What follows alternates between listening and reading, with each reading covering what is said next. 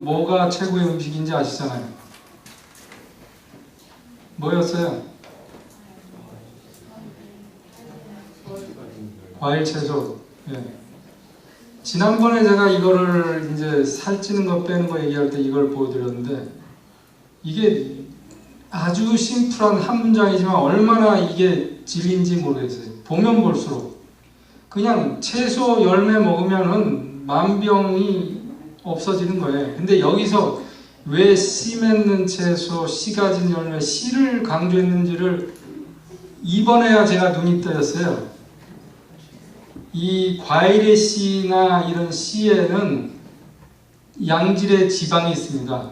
그 양질의 지방이 당뇨를 낳게 하기도 하고 고혈압을 낳게 하기도 하고 나쁜 그 지방을 내보내기 때문에, 그러니까 콜레스테롤 같은 거 보내고 아주 절대적이에요. 그래서 아마도 여러분들은 이 제품은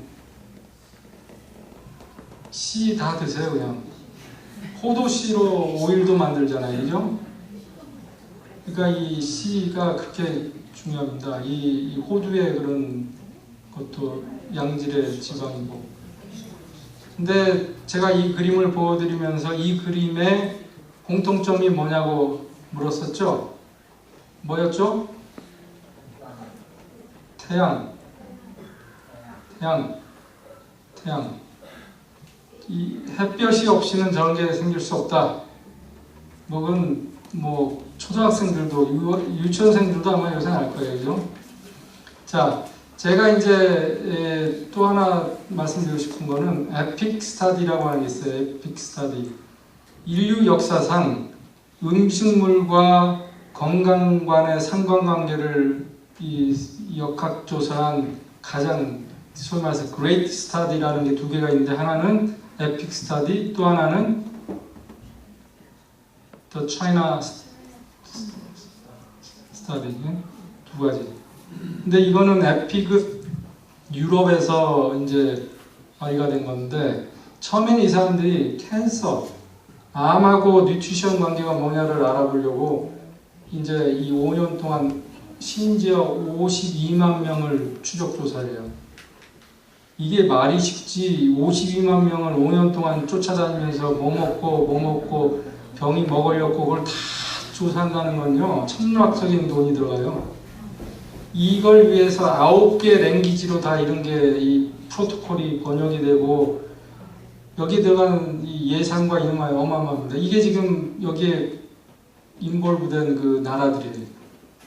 서유럽의 이제 나라들인데, 그래가지고 하다 보니까 야, 이렇게 돈 많이 들여가지고 암만 알아볼래? 이왕이면 고혈압, 심장병, 당뇨 이런 것도 알아보자. 한 김에 우리말로 숟가락 하나 더 넣으면 되잖아. 이렇게 된 거죠.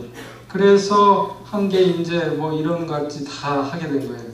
그래서 이 스터디의 논문은요, 책 한 권 가지고도 모자라는데, 그 중에서 제가 당뇨에 관한 부분만 찾아서 봤더니 여기서 얘기한 게 과일 채소 섭취량하고 당뇨의 발생이 반비례했다. 이미 그렇게 나왔고, 특히 과일 채소 먹는 사람 중에서도 그린 리피 베지터블이 뭐예요? 그린 리피 베지터블?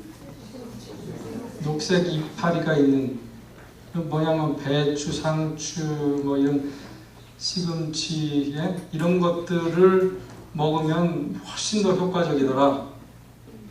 근데 왜 그런지를 또 이제 디스커션 부분에서 막 이제 서로 옥신각신하는데, 아마도 여기에 있는 성분 중에 이 항산화 작용을 하는 뭐 어떤 게 있어서 독성을 없애는 게 아닌가, 로만 추정을 하고 있어요. 어쨌든 확실한 건 진리는 저게 좋다는 거예요.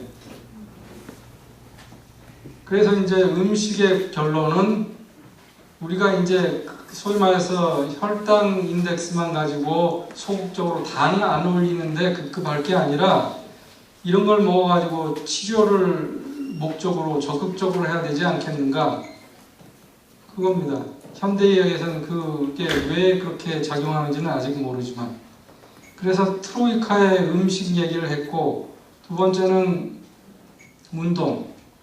운동을 하라 그러면 칼로리를 소모하라 이렇게 우리는 아주 세뇌가 돼 있어요. 운동 그러면 칼로리 소모. 우리가 먹는 만큼 소모해야지 건강하다. 이거는 아주 단편적인 지식이고 틀린 얘기입니다. 이 현대의학에서 말하는 특히 당뇨와 관련돼서 운동은 세 가지 요소가 있어야 되고 하루에 40분. 그래서 준비운동, 정리운동까지 하면 1시간이 필요되고 일주일에 4, 5일 이상을 하기를 권유합니다. 엘리프티칼이든 트레드밀이든 하여간 뛰는 거든 이런 거. 그러면 당뇨가 어떻게 해서 운동이 어떻게 해서 당뇨를 치료할까요? 칼로리 소모하는 게 아니라.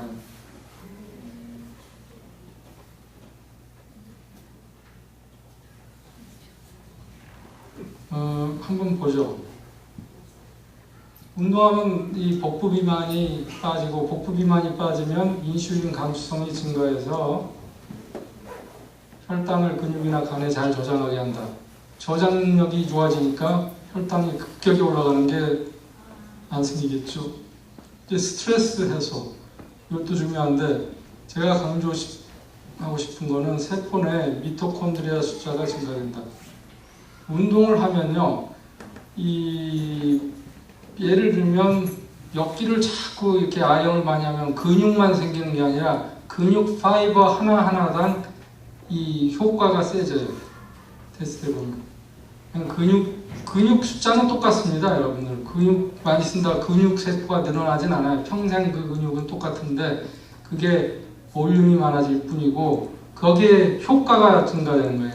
근육 세포 하나하나당. 그 얘기는 뭐냐면 그 근육 세포 내에 있는 미토콘드리아 숫자가 증가합니다. 그래서 이 연소를 많이 시키니까 그 얘기를 좀 이따가 설명드리기로 하고, 이 논문에서 보면은 이거는 이제 제 아들이 가 있는 켈로나 UBC 캠퍼스에서 나온 논문인데 반갑더라고요. 운동을 하면은 근육에 있는 것뿐만 아니라 지방, 간, 뇌, 심장 등에 있는 미토콘드리아도 같이 생성이 되더라. 바이오제네시스라는 말을 썼는데 제네시스라는 건 없던 게 새로 생긴 게 제네시스잖아요. 그러니까 실제로 그만큼 놀라운 일이 일어나는 거예요.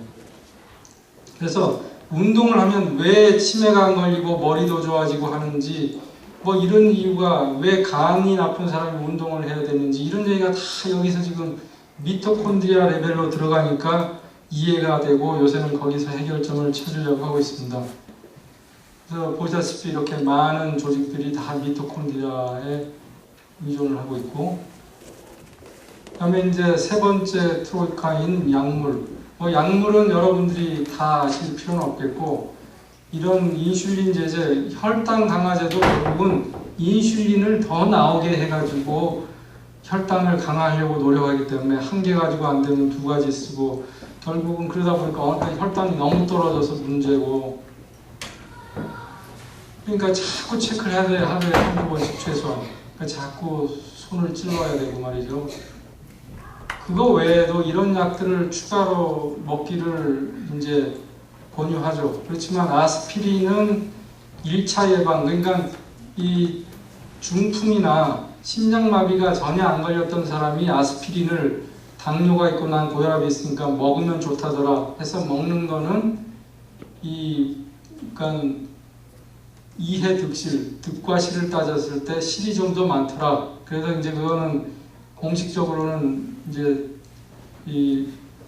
권유하진 않지만 원하시면 아스피린을 드실 수도 있습니다. 그래서 이제 그 합병증을, 그러면 이제 치료에 혈당을 유지하는 방법은 음식, 운동, 약물, 트로이카. 그 다음에 치료의 두 번째 목적은 합병증 예방. 그래서 합병증을 조기에 발견하고 예방하는 건데, 이제 먼저 망막 질환을 보세요. 이 논문에서 보면은 미국의 위스콘신이든 호주든 여기서 나온 논문들을 다 보면은 진단된 시점에 이미 5년에서 7년 전에 망막이 나빠져 있었다는 거예요. 그러니까 이미 당뇨가 진단될 때 되면, 증상이 있고 진단될 때 되면 이미 망막은 이런 식으로 망가져 있기 시작한 거예요. 그러니까 뭐 예방할 방법이 없죠. 그래서 여기서 보다시피 예방할 수는 없지만 일찍 발견하면 할수록 여기를 뭐 레이저로 찢어가지고 피 터진 데를 막아준다든지 하는, 그렇게 해서 좀 실명되는 건 예방을 좀 딜레이 할 수 있지 않을까 하는 게 이게 목적입니다. 그렇지만 결국은 진행이 되죠. 여기서 보다시피 혈액 투석하고 있는 신장의 그 독소가 이런 약, 신장 보호제를 쓰면 그만큼 떨어진다고 하지만 당뇨 진단에서부터 2년, 4년 이렇게 되면서 꾸준히 올라가요. 꾸준히. 그걸 막을 방법이 없어요. 그 얘기는 혈당을 잘 유지해도 결국은 점점 그래서 시간이 결국은 중요한 겁니다. 시간이 가면 갈수록 콩팥 망가지고 시력 나빠지고 결국은 그 다음에 심혈관 질환도 마찬가지예요. 심혈관 질환. 그래서 이 모든 심장 테스트를 아주 그냥 철저히 하죠. 당연히 금연해야 되겠고 콜레스테롤도 다른 사람보다 한 1 이상 더 낮춰서 목표로 아주 스트릭트하게 컨트롤을 해야 됩니다. 자, 이 발 관리. 제가 작년 여름에 한국에 가서 2달 동안 저걸 공부하고 왔거든요. 당뇨 발 관리. 성형외과에 가서 너무 많은 사람들이 뭐 어마어마해요. 젊은 사람들도. 이 당뇨 환자에 보세요. 15% 하면 한국의 당뇨 인구가 450만이면 10%면 45만.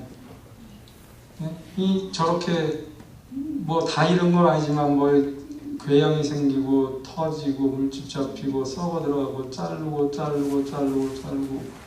하는 일이 자꾸 생기고 있어요. 이만큼 이건 삶의 퀄리티에 중요한 거기 때문에 매년 아주 체크를 합니다. 맥박이 잘 오는지, 혈액순환이 잘 되는지, 그 다음에 막 머리카락 같은 걸로 이렇게 찔러봐가지고 감각이 있는지 없는지도 확인하고요. 그래서 발톱 깎는 것도 자기 마음대로 못 깎게 하죠. 아시죠? 그 당뇨 환자들 잘못 발톱 깎다가 상처 나면은 거기서부터 시작이 돼가지고 발가락 자라야 되는 일이 생기니까. 물을 많이 먹으면요, 그때 감각이 좀 좋아져가지고 약간 살이 비었는데도 아프지도 않고 그안에 물이 보였으면서도 괜찮더라고요. 물을 많이 먹으니까. 그 다음에 중요한 거는 신발.